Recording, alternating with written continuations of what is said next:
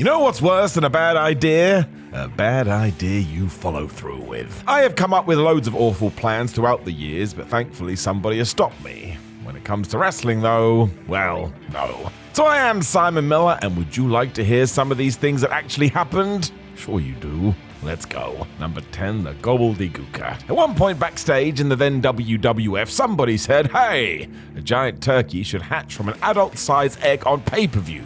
And it got greenlit. I mean, that is more fascinating than the meaning of life. It happened way back at the 1990 Survivor Series, and do not forget, this was scaring people back then too. Mark Calloway, who had just been signed, thought he was going to be the Eggman. As we know, this thing did arrive in November, and instantly we all face-palmed, including kids. They're not stupid, they knew. The best part is this was actually Vince McMahon's answer to the likes of Nintendo's Mario or Sega's Sonic. He thought the World Wrestling Federation needed something similar, and the reaction was so bad the Goua was dead within weeks. This was so bad, proper bottom of the barrel stuff. Number 9, WWE's Greatest Raw Rumble. As it was on a 2018 Saudi Arabia show, we all knew this Greatest Raw Rumble meant less than the real Raw Rumble, and then Braun Strowman won it, and was given a title that was never defended. What? Once more, everything I said would have been talked about backstage, and for some reason we were all just fine with it. It was so weak too, as the great part just meant we were going to have 50 people enter. So if we're being literal, it was the biggest Raw Rumble. Doesn't sound so grand. The truth is, because the Saudis were paying so much money for these events, they wanted prime WWE, which WWE didn't want to do. This was some weird halfway house which didn't help anybody. It is 2024 as I'm recording this too, and we have never seen that championship again. What a waste of money if nothing else. I wonder if it's on Strowman's mantelpiece. Number 8, the Brawl for All. Here we go again. The description is what kills the Brawl for All. Let's do some real fights on a wrestling show, which by proxy tells the audience that the rest of the matches are not real. The WWF also started the tournament as a vehicle to get Dr. Death Steve Williams over. And if that's the case, just have him win worked matches. That's way easier. You're He-Man, you have the power. Given that Williams got knocked out hard, it totally ended his WWF run too. So talk about a failed concept. It was Gunn who went on to be victorious, and management punished him for it.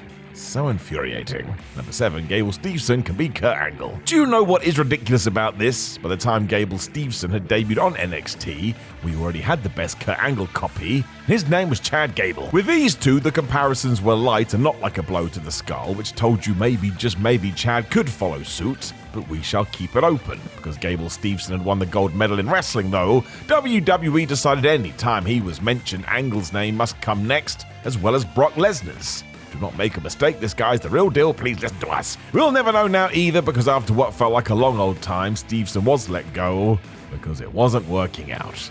Who knows what his level was, but I would hazard a guess putting this much pressure on him so early raised the bar way too high.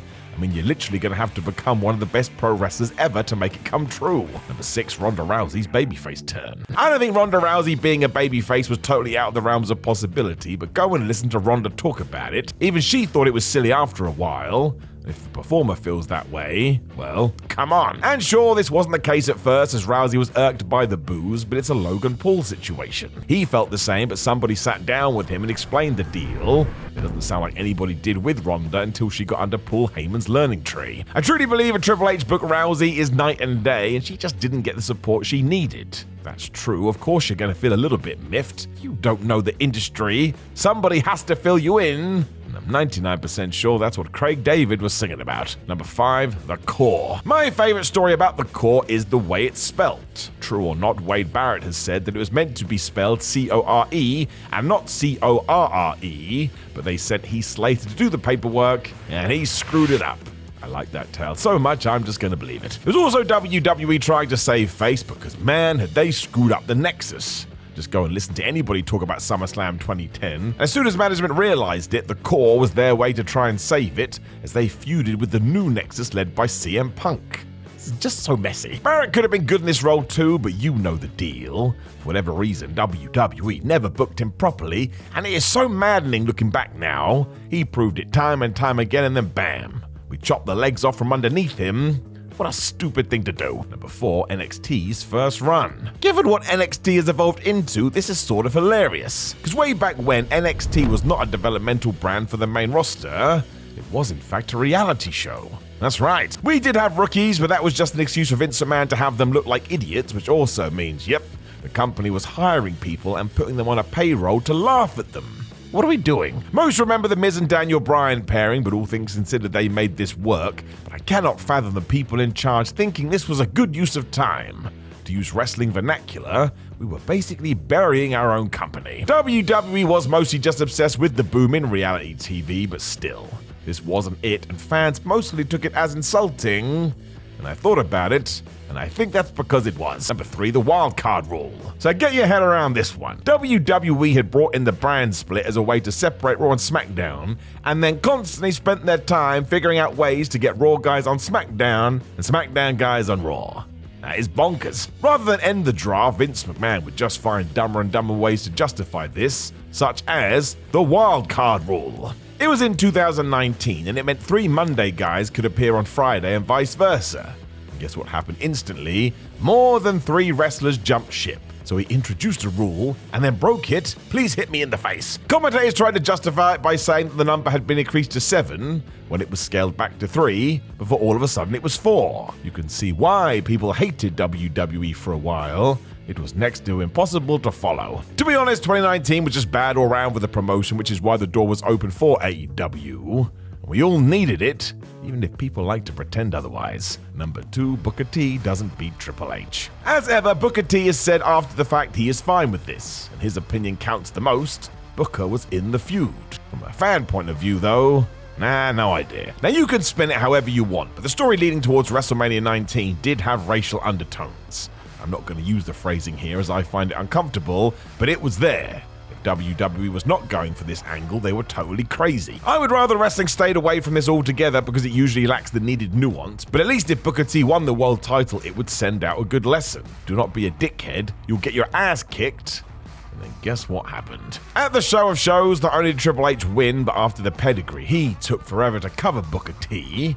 Kind of felt like he defeated him 3 times over. It was also an awful message to send because this ain't what wrestling should be. The good guy always has to win in the end. I'm amazed anyone behind the scenes agreed to this because it deflated the fans, which is also not the point. Wrestling's meant to make you feel good, like busting ghosts. Number 1, the kennel from hell. What a mess this was. Quite literally too. They talk about running out of ideas. It got even worse as it tied into the feud between the Big Boss Man and Al Snow after the Boss Man had kidnapped and forced Al to eat his own dog Pepper. I am not kidding. For some reason, even though surely this would have been quite traumatic for Snow, WWE still made him compete in a match where he is going to be reminded of these horrific events or potentially get mauled to death. This was unreal. Of course, it fell through the floor when the dogs in question had no idea they weren't meant to be dogs, so they just wandered off and they pooped everywhere. Know of any other ideas that were stupid behind the scenes and even more stupid in front of the cameras? Let us know in the comments below before you like the video, share the video, and subscribe. Then for more WWE trivia, please click the video on the screen, but mostly you have a lovely day, my friends, and I will talk to you again soon.